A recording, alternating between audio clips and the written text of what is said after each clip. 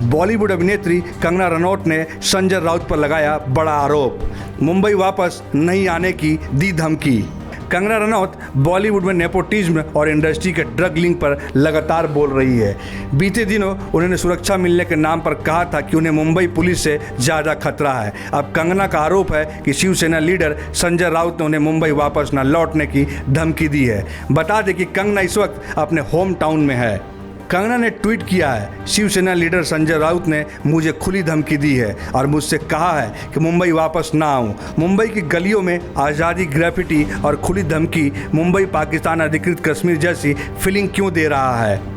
बीते दिनों कंगना रनौत ने कहा था कि उन्हें बॉलीवुड के ड्रग लिंक के बारे में काफ़ी कुछ पता है। वह नारकोटिक्स कंट्रोल ब्यूरो की मदद करना चाहती है, लेकिन उन्हें सुरक्षा चाहिए। इस पर बीजेपी लीडर राम कदम ने महाराष्ट्र सरकार को ट्वीट करके सवाल उठाया था। इस पर कंगना ने जवाब दिया था कि वह सेंटर या हिमाचल प्रदेश से सुरक्षा चाहती है।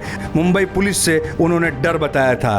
रिपोर्ट है कि संजय राउत ने सामना में लिखा है कि मुंबई में रहते हुए कंगना का ऐसा कहना शर्मनाक है। राउत ने लिखा है, हम उनसे रिक्वेस्ट करते हैं कृपया मुंबई ना आए। यह मुंबई पुलिस की बेइज्जती है। गृह मंत्रालय को इस पर एक्शन लेना चाहिए, क्योंकि अगर कंगना ने ट्वीट किया है तो क्या यह मामला कितना संगीन हो सकता है। क्या मुंबई आने के लिए हो सकता है कंगना को धमकी दी गई है और कंगना ने साफ तौर पर ट्वीट करके बताया कि मुझे धमकी दी जा रही है, मुझे यहाँ पर कश्मीर जैसी फीलिंग महसूस हो रही है। यहाँ पर मतलब मुंबई से है।